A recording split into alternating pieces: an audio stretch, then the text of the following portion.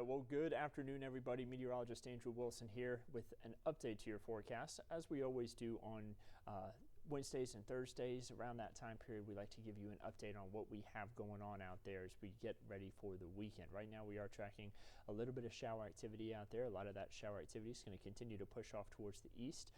Moving kind of west to east, you see light to moderate showers. Now, you may be watching this update at a different time. This is, again, Thursday at 2 o'clock. You may be watching this maybe even on Friday or Saturday, though. And again, we're just talking about the update here as we get closer on into the weekend. So, taking a look at the forecast here again, showing us the showers. And let's go ahead and take a look also out from our tower cam. You're looking out there right now from our DeKalb County camera at Arizona Avenue. Notice that there's a little bit of blue sky trying to peek through. We also have a lot more cloud cover, though, in some other spots, like when you look out towards Georges Rome, up towards Floyd County, where it's a little bit breezy at times. You see the cloud cover towards Midtown, and then also as we look into far north Georgia there near the University of North Georgia in Dahlonega. There you see the shower activity again moving west to east. We looked at that just a moment ago. Kind of a wider look at the southeast shows that they have drier conditions a little bit further off to the west into Mississippi, Louisiana, Arkansas, even a strong storm down towards southwest portions of Georgia. But we're not going to have anything in the way of strong storms today here in North Georgia. The 11 Alive app picking up on the fact that we do have some warm conditions, though. And again, it's just a slight chance for rain really for the rest of today. You're going to see in the 7-day forecast that for today, we had a 40% chance for rain. That's because of the rain that we had earlier. Remember, we had a lot more shower activity, especially for the morning commute, but things are a little bit quieter now. And you may want a way to be able to check that radar whenever you're on the go. Don't forget to download the 11 Alive app. There at the top of the screen, you can see that you can hit the radar map option so you can explore it. You can also watch the weathercast and newscast wherever you're at live. So let's say that you aren't home for the 11 o'clock news. Maybe you're out fishing, maybe you're out just spending time with family. You're able to still catch the newscast right there on your phone just by watching it there at the bottom of the screen. You can also get the hourly forecast, which shows those temperatures into the 80s for highs today. Also, you can download the 11 Alive Plus app where you can get extra weather and news updates like the one you're watching right now whenever you want, right there at your fingertips. Let's say you woke up one morning and you missed the update from Cheryl Preheim, Aisha Howard, and then as well as Crash Clark and Chesley McNeil. You can go back and watch the newscast whenever it is convenient for you. You don't have to then wait all the way until the midday newscast to get that update. Okay, so let's jump into the forecast. Again, we have the chance for rain for today. Moving into tonight, our rain chances are going to start to go down, and then drier air is going to move in. Take a look at the start for your Friday. This is Friday at 7 a.m., temperatures in the 60s and 70s. We move into the afternoon on Friday, a lot more sunshine, mostly sunny, and temperatures are going to rise into the mid-80s, excuse me. And then as we head into Friday night, Saturday morning, take a look at the temperatures really dropping. It's going to be more comfortable there to start off the weekend. Saturday morning, 50s and 60s on the board, mostly sunny. We stay mostly sunny for the afternoon on Saturday, and temperatures are going to rise into the 80s to even 90s, though, in some spots. Because of that drier air, sometimes you get a little more fluctuation in the temperature. So while it will be cooler in the morning, it may be hotter in the afternoon, but it will be less humid. That's the catch. Moving into Sunday, temperature starting off in the 60s, and you saw that little bit of shower activity to the north. Let me go ahead and bump back in my graphics real quick to show you what that rain's doing. That's all going to be diving down to the south and east, and yes, we are expecting some rain chances to return to the forecast on Sunday. About a 30% chance for some isolated showers and maybe even a few rumbles of thunder. Now, I mentioned also that it was going to be less humid. Take a look at the dew points, what they're expected to do here for Friday and Saturday. Really take a dip down to the comfortable range again after we've been in the humid to oppressive area of the scale over the last couple of days. But then Sunday again getting a little more humid before we get drier again, moving into Monday, Tuesday, and Wednesday. You saw that those rain chances also go down around that time period, bringing back up the rain chances again. The next chance for rain after today is Sunday, and then we're dry for a little bit of a stretch again. So how much rain do we get over the next 7 days? Well, anywhere from about a half of an inch of rain or less really across the region, pretty much less than half of an inch all across North Georgia. Some spots may actually make it through the next 7 days without a drop of rainfall. Those rain chances, again, going to stay pretty low. Now, we haven't picked up too much rain for the month of June just yet. Notice that all the way through the first 5 days, we've picked up only about a quarter of an inch, a little bit less than that. That doesn't take into account the rain that we had for today. Once that rain is accounted for as well, we're going to end up seeing that number again go up by just a little bit. Looking at the rain by month, you see that we're again at about 1/4 inch here for June. Looking back at May, you see May was actually below average as far as rainfall is concerned. We were above average though on rain for April and back in March. You see February was below average, and then January was well above average too. So thanks to so many months where we were well above average on rainfall, you see that we are still way ahead there. 21.86 is our normal year to date on rain. We're at 27.21, so still more than 5 inches ahead on rain for the year.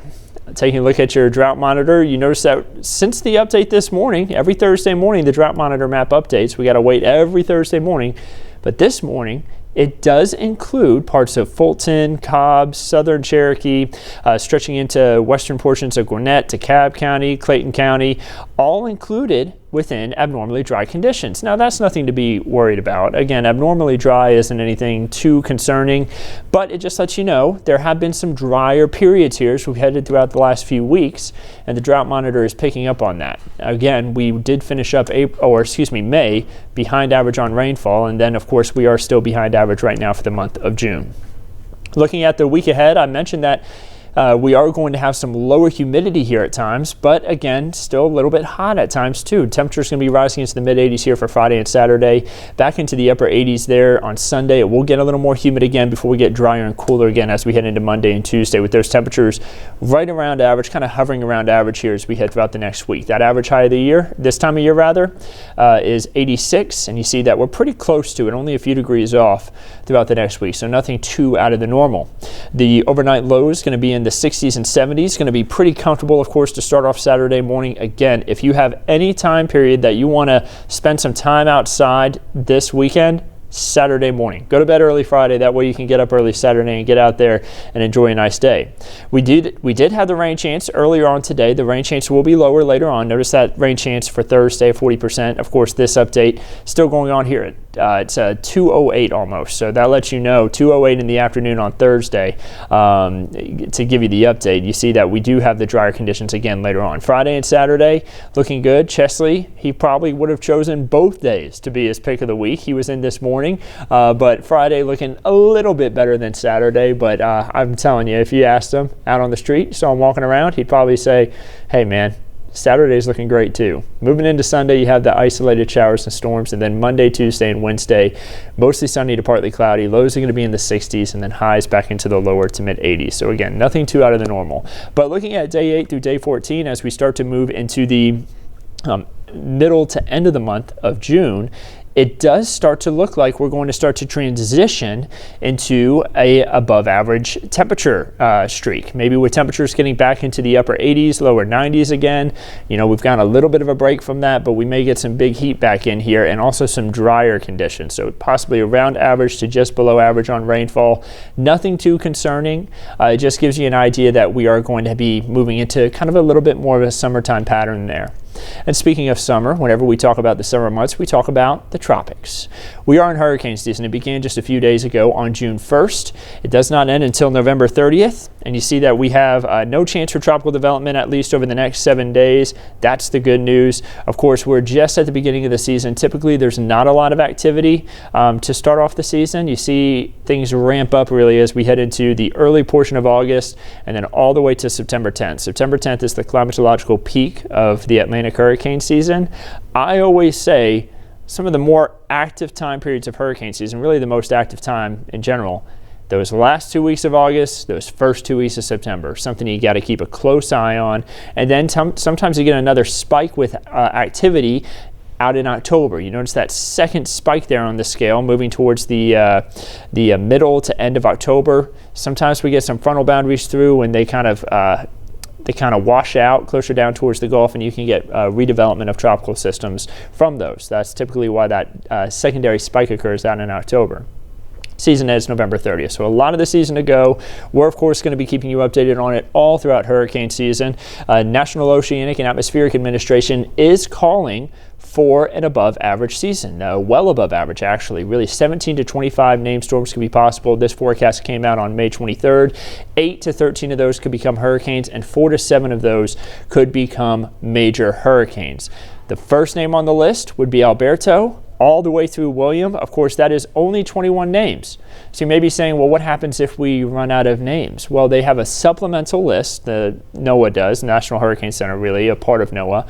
They have a supplemental list of names that we would then go into that starts off with A and then moves its way throughout the alphabet again. So there is a plan for that. We used to use the Greek alphabet, but they've gone away from that within these past few years to try to figure out a better way whenever we start to have some of these more active seasons like what we've had here within the past few years. Looking at your Peach State outlook, if you're planning a trip across the state of Georgia, again, it's not just looking pretty good for us here in North Georgia. You notice Friday and Saturday looking dry across much of the state.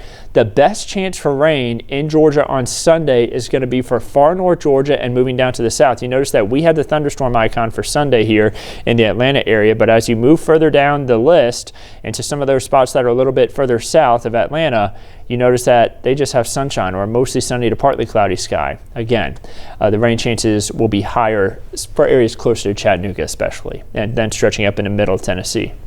Taking a look at your weekend getaways. Maybe you're planning a big trip starting tomorrow. You're going to be maybe out towards Lake Lanier, trying to enjoy some nice weather out in the lake, Savannah, Charleston, Gatlinburg, Destin, wherever it may be. It is going to be a great weekend across the southeast.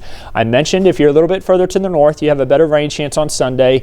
There you see it in Gatlinburg. There you see it in Lake Lanier. But if you're down in Savannah, maybe a few storms on Monday. That's about it. Same thing with Gatlinburg. And then you see Destin down on the Emerald Coast of Florida. It is looking like a stunning weekend. Maybe go ahead and take off those extra days on Friday and Monday to try to enjoy yourself down there in the Florida Panhandle if you can manage it. Looking out towards the Georgia State Park forecast for tomorrow, finally, again, looking like a great day for a hike. I'm telling you, Friday is going to be nice. I know a lot of people have work. Saturday, just as good. So if you want to do a hike this weekend, Saturday is going to be stunning, especially in the morning.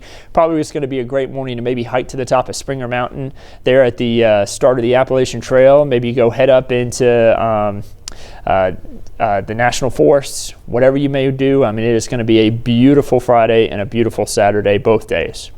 So I'm going to bring back up the 7-day forecast. Don't forget that you can get an update on the forecast right there with the 11 Alive app on your phone. You can also download the 11 Alive Plus app for your Roku, Fire TV, and Apple TV devices. Watch the newscast whenever it's convenient for you, and then watch extra long-form stories. Maybe you saw the short form of it on TV. You know, we can't fit everything there on our newscast because we only have so much time we can keep people updated on TV. But with the 11 Alive Plus app, you can catch long-form news stories and long-form specials, as well as long-form weather updates like the one you're watching right now. And we also like to get on there when we have strong to severe storms so that you can stay updated even when there's not a newscast on TV. That way, if a severe storm is impacting your area, you can still get updates. Of course, if there's a tornado warning, we'll cut into programming, but we can't always cut into programming for some storm activity that could be considered not as strong, and you may still want an update on what that storm may be doing. So again, the 11 Alive Plus app, a great tool, and the 11 Alive app right there for your mobile device. I hope everybody has a wonderful week ahead of them, and we'll continue to keep you updated on everything right here at 11 Alive.